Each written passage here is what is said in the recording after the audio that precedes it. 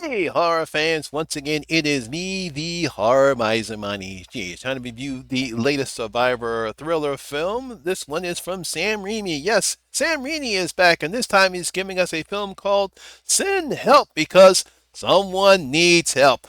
Y'all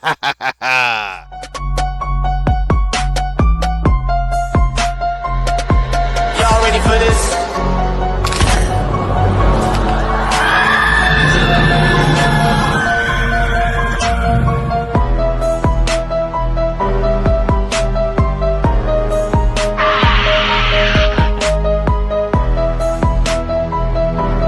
Hey, horror fans! Once again, it is me, the Horror Miser Money.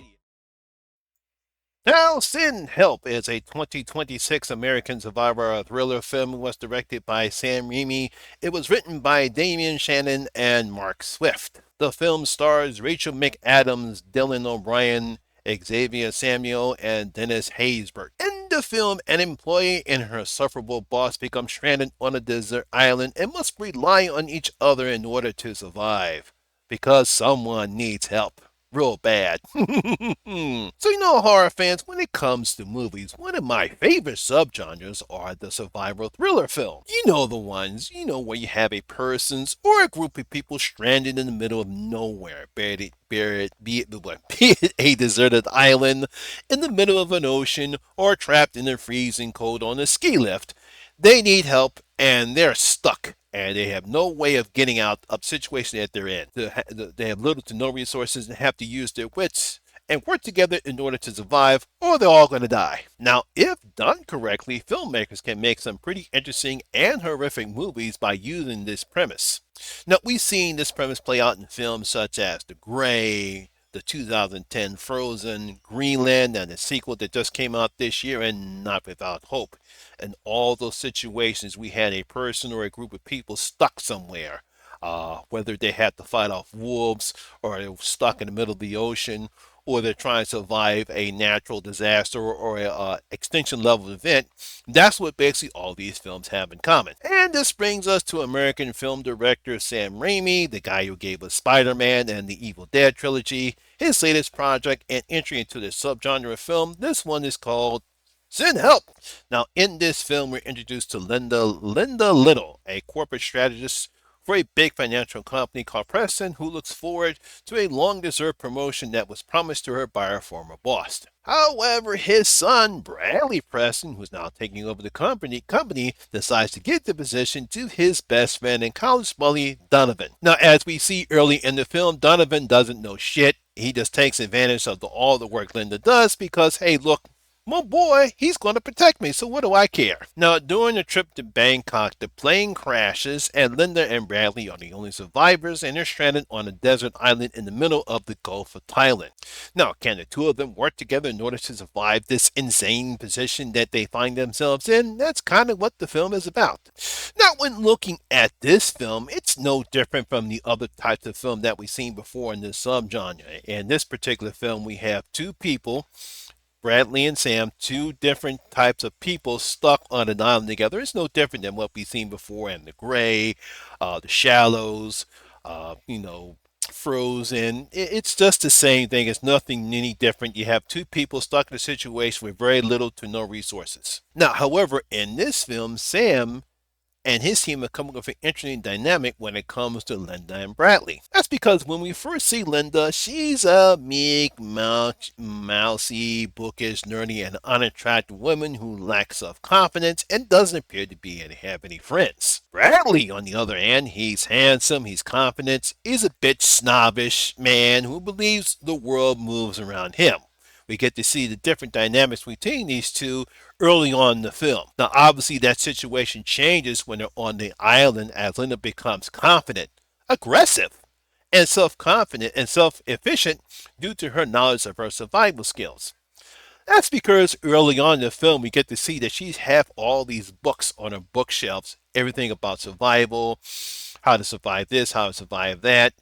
She's very astute upon the survivor skills to the point that she actually wanted to be a contestant on the reality show Survivor because we get to see the audition tape that she made to be on the show. Now, of course, Bradley is out of his element and struggles to maintain his dominance over Linda, which doesn't bode well when those efforts fail. Now, I will have to get Sam and his team credit as they take full advantage of the island in Thailand where some of this film is shot, and we get some beautiful scenes where Linda and Bradley explore the island. There's this nice scene where they climb up this mountain and we get to see all this nice shots of the ocean and the side of the island. It's very beautiful. She definitely takes advantage of the location where they shot because the film was shot in some areas in Thailand. And we also have some nice tender moments that Linda and Bradley have between each other, and we get to learn more about Linda's past, which is kind of okay. It sort of gives the idea about what type of character she's in and how she became the woman that she is. I like that little aspect that we get to review about Linda. Now, I'm sure some people will have complaints about some of the decisions Linda makes in this film, but I believe it makes sense based upon what's happening to Linda, and she doesn't want to lose that. There's a certain thing that happens, I would say, midway towards the beginning of the second act of the film, and she makes a decision that, well, I can understand. Now, Damian Shannon and Mark Swift, who wrote Freddy vs. Jason and the Friday the 13th remake in 2009, they do a good job with what they've done with this particular film, but they really don't add anything new or different. It's kind of the same beast that we've seen before in other films like this. It's just basically the dynamics between Linda and Bradley is what drives this film. In fact, some of the things that happen in this film are a bit cliche at times and take away some of the momentum where this film was going. There's the things that happen in between the second and third act, and I kind of suspect it was supposed to be some type of surprise. And I guess because of how Linda makes some of the decisions, I guess it's the reason why to kind of explore her character. But for me, it kind of comes out of nowhere. And like I said, it takes away some of the momentum that we have because mainly the film is about the dynamics between Linda and Bradley. And adding that particular element of the film to me didn't really add much to it. It really wasn't needed. Now, the film takes a dive during the third act of the film, showing that Linda has issues of her own, and the surprise that takes place really didn't fool me at all. Now, Rachel McAdams does a good job in playing Linda, a meek, bookish, and nerdy looking woman who becomes an aggressive, confident, and hot woman in Bradley's mind, who holds all the cards. She's in charge, she knows what she's doing. The whole dynamic between the situation between Linda and Bradley is now reversed. Daniel O'Brien from the Maze Runner films, he's good as Bradley, a snobbish, rude, selfish man who loves to surround himself with attractive women and loves to show off about how wealthy he is. Now, he is definitely out of his element when he gets to the island, and Dylan does a good job of showing his frustrations, and despite his best efforts, he is simply no match for Linda when it comes to who's the boss of this island right here. I mean, at least they have good chemistry with each other as the film mostly takes place on an island, but then again, it's nothing we haven't seen before in the films with similar premises as this one. The reason why this film works is the chemistry between Dylan O'Brien and Rachel McAdams. Now, I think some people will not like the part that takes place during around the second act of the film, but again, knowing the type of character Linda has become, it does make sense because some people should not take their kindness as a weakness, and Bradley did that, and that's the reason why we have that scene there. For me, overall, this was a good survivor thriller film with some good acting between the leads, some nice shots around the island, and the change in dynamics between Linda and Bradley. But it really doesn't add anything new or different to the subgenre. It's good, it's okay, but that's about it.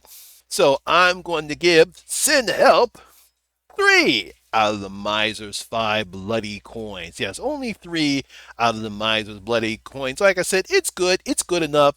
It's great. You have great acting. You have some nice shots around the island. I love the different dynamics that we have, but that's about it. Really nothing more added on to this particular film than what we haven't seen before. So there you have it, horror fans. That is my review of Send Help. I hope you did enjoy it. If you did, please give it a thumbs up, like, it sure really helps out with that YouTube algorithm. Have you seen Send Help? What do you thought about it? Please leave your comments in the comment section below and tell you thought about the film. Also, if you're new here, please hit that subscribe button. Ring that notification bell. That way you'll be notified anytime when I put a new video such as this one. Once again, my name is Lamont Smith, better known as the Horror Miser Monty G, and always remember, horror rules. And I see you in my next video. I gotta stay safe out there.